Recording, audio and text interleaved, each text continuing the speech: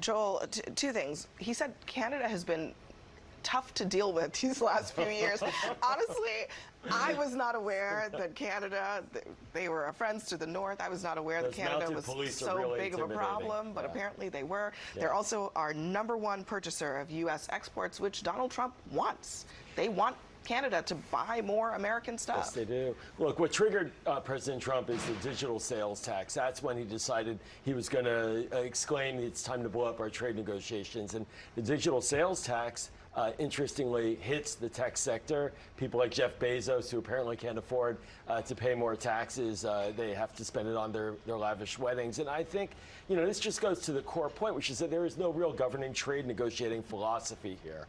We have the Liberation Day in early April. That kind of went south. Then it's Taco Trump. He says he's going to get deals now. Scott Bessent, the Treasury Secretary, says maybe we'll get deals in September, perhaps. I don't think there's any driving force or narrative that we can grab onto about what his trade strategy really is. I can educate you if you'd like. Please so, do. number one, we already have a deal with Great Britain. Number two, we're dealing strongly with the Chinese, and those conversations are where they are. Number three, all these other conversations are ongoing, and it's more than just the tariff rates. It's the non-tariff trade barriers that they're trying to get right. A lot of countries do things that make it very difficult for U.S. companies to do business. So they have put a lot of balls in the air here, and you can't deny the results. And even economists now, who are predicting gloom and doom, are having to admit maybe, one guy even said this week, maybe Trump outsmarted us on this. And today, just today, the stock market hit a record high. So it seems to be working out, and the driving force is we're getting better deals for America,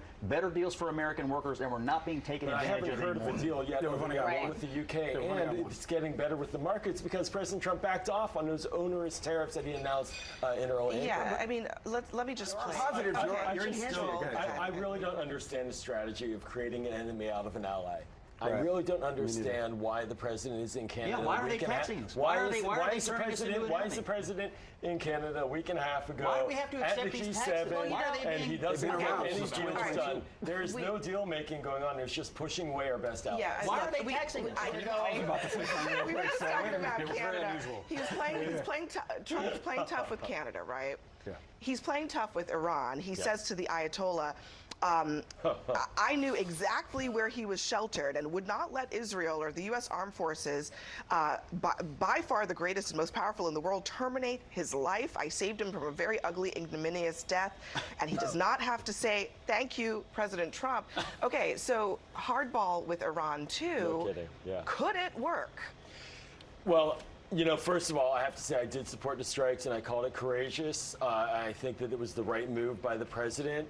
What I want to see him do now is lock it in and lock in a deal. Remember, we dropped a nuclear bomb on Hiroshima, and then we cut an armistice deal with Japan. We can do this, and we should do this. So I do think we should actually see this question about civil nuclear. Engage, see if it's possible. But with the Ayatollah there, as Scott points out, it's not something I'm optimistic about. But is threatening him the right strategy? Actually saying, I'm going to kill you, because what it does is it undermines the prospects for Marco Rubio and his team and Steve Witkoff. God bless. They're going to have to go talk to the Iranians. I don't think the Iranians are going to be very welcoming right now. Whereas if you change the temperature, look, I don't know why the president has to gloat. This is the thing that's bothering me about this. The strikes were effective. They were necessary. Don't gloat about it. Pull back, let your team get in there and lock in the win. And that's where he's failing to see the opportunity. And that's something I've heard from people. We are going to have to go to war. Ashley's right. I mean, I served in the State Department when we invaded Iraq. And the fallout, the repercussions of that, of the lies that sent us to war, are still with us today. And I think for the president and his team, they have a win. What they need to do is establish credibility across the board. So if we do have to go back in, if we do have to bomb again, then there's going to be credibility behind it, because at this point now, the debate has become very toxic and doubting whether or not the assessments are accurate. And I'm concerned about the doubt of the assessments. I do think we need to give it time to get the true assessment. I think it's, again, okay, so Joel, I'll ask you again, as I did at the beginning, okay? If Trump's strategy is, as someone has put it, escalate to de-escalate, is that actually working here? Because it sounds like you think that it is. I think it has the potential to work. I think that it is working. In the case of Iran right now, if we lock it in diplomatically and take the moves that we need to. Let Secretary Rubio go out there, do his business. Let Secretary Hegseth work with the militaries around.